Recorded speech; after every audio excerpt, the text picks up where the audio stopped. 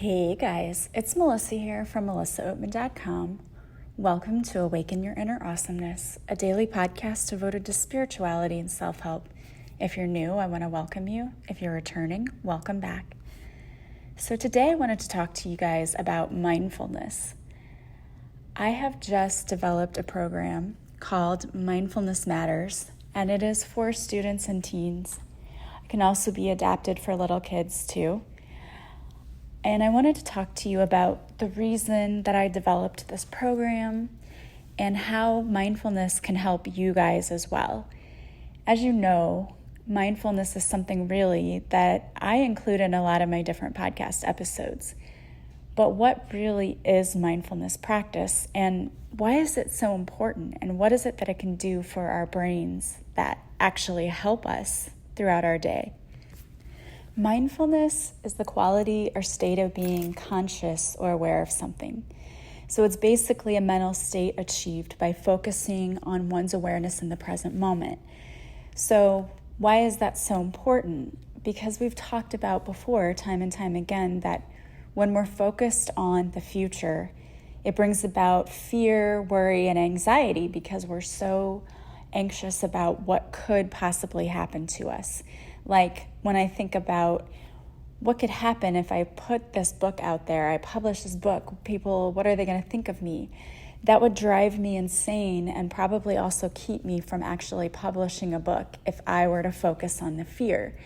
So being mindful is a way to help keep us centered and in the present moment, which is a way to help us accept our own thoughts, feelings, and a way for us to change our thoughts and feelings. Because if we start to feel anxiety or we start to feel fear and panic, then that means we're out of alignment somewhere. We're maybe too focused on either the past or the future. And so being mindful helps us to shift back to the present, back to the here and the now, and to help get our emotions back in check. Because when our emotions are all over the place, we cannot think logically, we cannot reason with people, and honestly, we create our own personal prisons because we allow all of those dark thoughts to take over. And it's very common for people to step into that place of fear, and it would be easy to go there, but we have to rein in our thoughts, and mindfulness is a way for us to do that. When we are constantly in the past, that's another thing. So some people are just like always in the future, worrying about, what's going to happen next. And then some people are always in the past. And the problem with always going to the past is we may have regret and we may feel remorse over things that have happened. But the truth is, there is nothing that we can do to change the past, not a thing. So we can reflect on the past in order to gain clarity and to learn lessons and say, okay, from now on, I'm never going to do that again. But staying there and dwelling there isn't helpful at all, because it just, again, causes us to torment ourselves because of the things that maybe we have done in the past.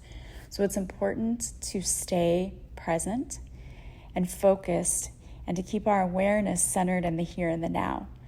So how can we do that? There are many mindfulness exercises that you can do. You can do them on a daily basis, or you can do them whenever you feel the need that can help bring you back to the center. I know that my own children have struggled with panic attacks. And whenever those things come on, it feels terrible because it feels like your heart is racing, like you're having a heart attack and you can't breathe. These are the symptoms that my children have described to me.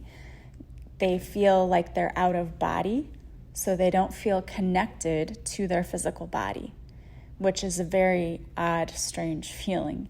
And it can make you panic even more to be like, oh my gosh, I can't feel my body. I'm not connected to my body. What's wrong? So it's in that moment that it's important for you to come back to an awareness. And there are a couple of ways you can do that. So one thing really quickly that resets your central nervous system is to hang upside down. And that sounds weird, but it's true. So if you can hang your head upside down, that's why they say sometimes to put your head in between your knees and to take some deep breaths, that is a way to bring yourself back to reset that central nervous system. But another thing about mindfulness is mindfulness can actually help to make new neural pathways in our brains. Studies have shown that children who have been affected by trauma, and let's face it, almost all children anymore have been affected by trauma in some way. Just living through this pandemic has been traumatic for kids. What they've had to see, even seeing the political things going on in the news, that's traumatic because let's face it, it has not been pleasant. So mindfulness can actually help revert the damage that trauma does to the brain.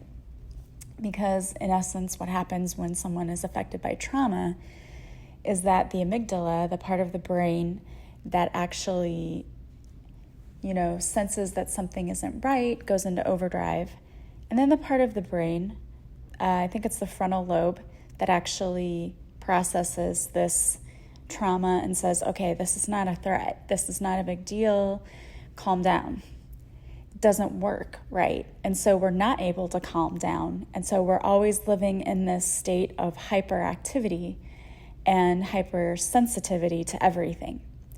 So, when someone's really in a bad mood and you just ask them a simple question and they overreact and they yell at you, it's because they're in that state of the amygdala being super, super hyper active. And so they can't calm down and give you a reasonable answer to something. So when we're working with students, obviously this causes learning problems because students can't think and reason the way that they normally could before they were exposed to trauma. And so there have been studies that show that 10 to 12 weeks of mindfulness practice can actually rewire the brain. It causes the amygdala to stop going into overdrive, and it allows for the frontal lobe to, do its job, which is regulate, okay, is this something I need to be really, really upset about, or is it not? So as a result, students are able to focus better and able to process things better and reason, and so therefore learning becomes easier for them. So I created this program to help students. It's going to help them not only with behavior issues, but if you're a teacher and you've been in a classroom, this is going to help you, number one, make connections to your kiddos. Number two, help with behavior issues. And number three, it's going to help them with learning problems because once they're able to, rewire the brain, it's going to help them to think better. And so these are all, of course, amazing things that really, really help. But these are also things that you as an adult can do because a lot of us have trauma that we've never dealt with. Maybe we had trauma as kids. I know for me, going through my parents getting divorced was trauma. And it happened when I was 3. So obviously I never processed it. And so, of course, it affected the way that my brain worked. And so I've been doing mindfulness things for 2 years now, and I can totally see a difference because things that used to bother me and where I might react in a bad way don't bother me anymore. So you too could actually use this program to help you retrain your brain and to create new neural pathways in your own brain. But it's especially helpful for kids because they don't know how to process necessarily what's happened. So one of the exercises that I like to do with kids and with adults centers all around what we really think about ourselves. And I've done a podcast episode on this before, but the 2 words I am are 2 of the most important words in our language because what comes behind them defines what we think about ourselves. And what I've found out is that a lot of kids, including my own, didn't necessarily have a high self-image. He saw all the flaws that he had in himself, my son, and decided that that's who he was. And so in doing this exercise, we helped to shape who he thought he was into the ego side, which is the side telling him that all of those flaws made him who he was, to letting that go and really then coming to the higher self, which knows that he's so smart, kind, a good person, good-hearted, he's funny, all of these positive things about him. So what we had to do was to get him to let go of that ego and get him to accept the self, the true self, which is his higher self, which is all of the good qualities that he really does possess. And that's important for all of us to do. And so one of the activities that I do with kids is teaching them to write what they think of themselves first, and then go ask others, what do you think of me? And you guys could do this too. In a journal, just write down, I am, and what words come to you, and be honest. The first words that come to you when you think of I am, what is it? And you'll probably realize that some of the things that come out might be surprising to you, and they may not be so positive, because our brain tends to focus on the negative. And that's like the ego part of us saying, these are all the things that you are, and they're not great. So you want to start with that. But then I would encourage you to ask others, what do you see in me? And even if you wanted to do a Facebook post, people do this all the time. Put a post out there and say, what are the first 5 words that you think of when you think of me? What comes to your mind when you think of me? And you'll probably be shocked and surprised at what other people say. For me, when people write into me about my podcast or about working with me, and then they tell me, like when they leave a review or when they say things to me like, you've helped so much, they say things to me that I don't even really know about myself sometimes. And it's shocking to me. It's shocking to me in 2 ways, because number 1, I'm just so overwhelmed that somebody would think that about me. But then number 2, I realize like I should be thinking that about myself, like I should be seeing that in myself. And we don't often see in ourselves what others see in us. So a good exercise for you to do would be to ask those around you, what are your words that come to mind when you think of me? What are those? And then you'll probably be surprised at what they say. But then you need to start letting that become your own words about you too. Like you need to start seeing in yourself what others see about you. Another really good mindfulness program and mindfulness activity is just being in the present moment. And so a quick way to do that is to close your eyes and take a deep breath. And on your fingers, you can count 5. Count 1, 2, 3, 4, 5 as you're touching your thumb to each finger. And then doing it backwards. It's like reminding your brain to be here and present in the moment. So if you feel yourself getting super anxious, close your eyes, take a deep breath, and we call it give me 5. Give yourself 5 and touch your thumb to your index finger, and then your middle finger, and then your ring finger, and then your little finger. And it's like reminding your brain to snap out of whatever thought cycle is going on and to be here in the present moment. There's also mindfulness eating, and that is where you find a food. So maybe get an orange. And as you're eating the orange, be super mindful of what you're doing. Like as you're peeling the peel, what does that feel like on your fingers? What does it smell like? Because if you talk to me right now about an orange, I can tell you, I can right now get a sense of what that smells like the orange peel smell. And I know what it feels like on my fingers. And what you're actually doing there is slowing down and being in the present moment. And so when you put the bite of orange in your mouth, what does it taste like? And how does it feel on your tongue? And it's just a way for us to be mindful about eating, because I don't know about you guys, but sometimes I will scarf food down and I'm like, I don't even know what I ate because I was just trying to eat so quickly. And of course we have to do that sometimes For me, I get 30 minutes for lunch. I have to eat that quickly. But if you talk to anyone that I know, they will tell you I'm the slowest eater when I'm not at work. Because when I'm at work, I have to eat that quickly, and I don't like it, but I have to. And so when I'm not at work, I will eat so slowly because I want to enjoy the food, and I don't want to have to not taste it and not scarf it down.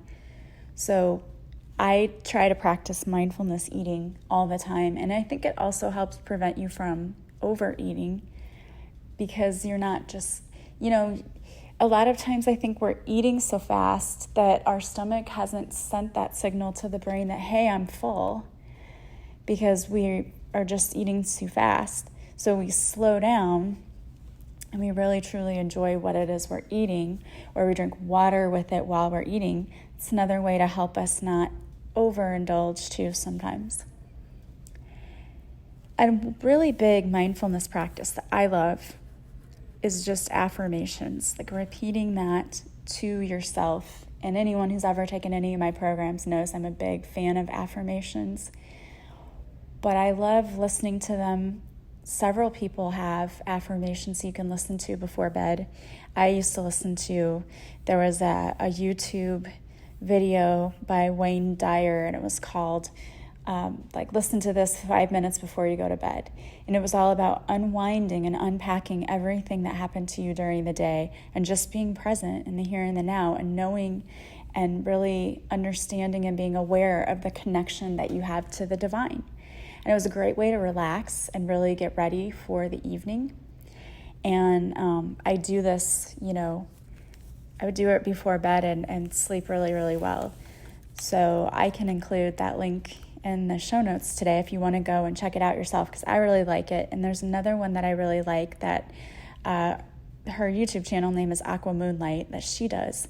And it's just positive affirmations for self and to cultivate self-love. And I think that we need to be doing that so much more. But some of the other topics that I have included in this program that I think kids really need is conflict resolution, because so many times kids don't know how to, they don't know how to have a disagreement. Because let's face it, they see on Facebook, like, if we don't agree on something, I have to shout at you and call you names. And that is not going to get anyone anywhere. It does nothing. And yet people do it all the time. I will post things on Facebook sometimes, something that I feel or believe in, and someone that I never comments on anything I post will just pop up on there to post something argumentative. And it would be one thing if they were trying to point out a logical argument, but it's not. It's like name calling and how can you have this opinion, that kind of thing. And it's really annoying because to me, I'm all about let's have a dialogue, let's have a discussion. If you don't agree with me, it doesn't mean I have to hate you. It just means we have a different opinion, but let's have a dialogue about it. But some people are so just bent on hearing themselves talk, and they will not listen. They just want to prove that their point is right without ever listening to your side. And there's no way that you're going to get anywhere in doing it. It's like screaming at a wall. It's about that effective.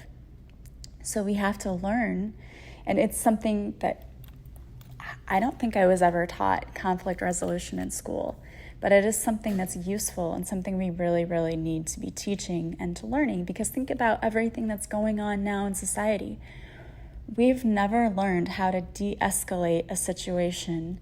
Instead, we try to do things that actually make it worse and escalate the situation instead of, calming people down. And it's because we haven't done a very good job of teaching people how to manage conflict and how to resolve conflict. And there is a definite art to that. So we need to be better about that.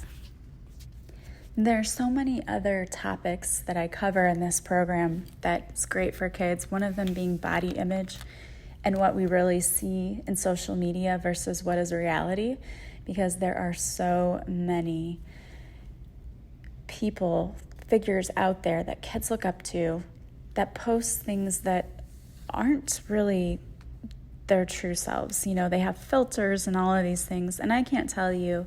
Those Snapchat filters, that's a fun thing, But why do we constantly have to use Snapchat filters for everything? It's like we just need to just be who we are. And let's face it, I mean, yeah, people always want to look better, of course.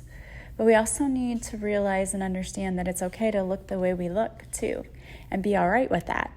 And so that's another huge lesson for kids is, body image, and what are we doing about body image? And how can we really appreciate the body that we have? There are a lot of other topics that I cover in this program. One is controlling emotions, so using tools like meditation and EFT, which I talk about all of the time on there. I talk about how to form new habits, how to have empathy, how to express your needs, because I feel like a lot of kids nowadays really aren't very good at advocating for themselves, and that helicopter-style parenting that we're seeing more and more is a big part of it. But I talk about this in my book, Beautifully Broken.